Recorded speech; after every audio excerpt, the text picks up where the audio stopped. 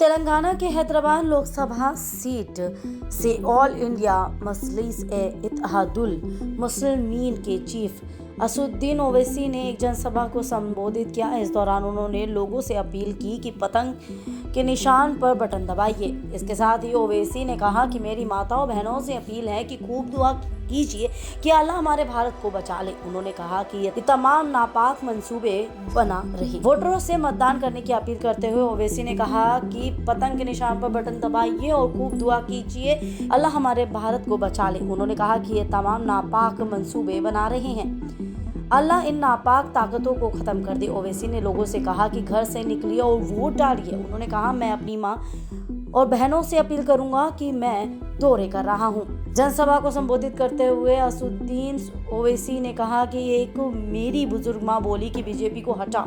इस पर ओवैसी ने कहा कि पतंग के निशाने पर बटन दबा।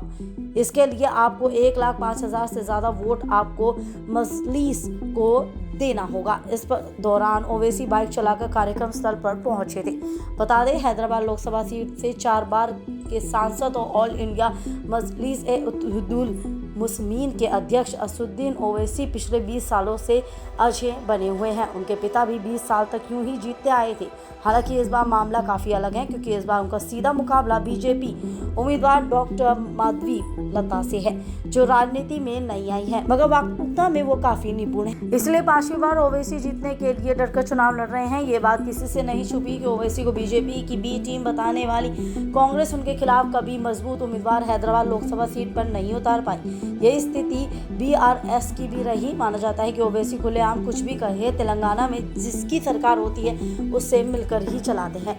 कहा जाता है कि जब बीआरएस सत्ता पर थी तब वो उसके करीब थे, मगर इस बार कांग्रेस है। आप इसका अंदाजा लगा सकते हैं कि कांग्रेस पार्टी का जिला अध्यक्ष मोहम्मद वलीउल्लाह समीर को डमी रूप में उतारा है, जबकि बीआरएस से जी श्रीनिवास यादव कैंडिडेट है।